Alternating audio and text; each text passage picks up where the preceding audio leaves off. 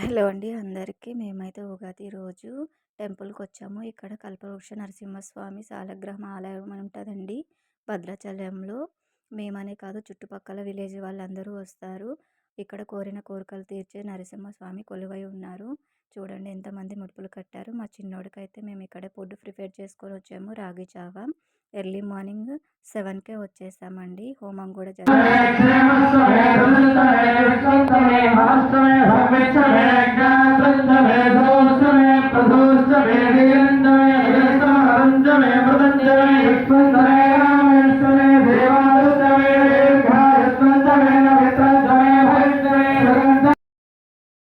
అలాగే ఇక్కడ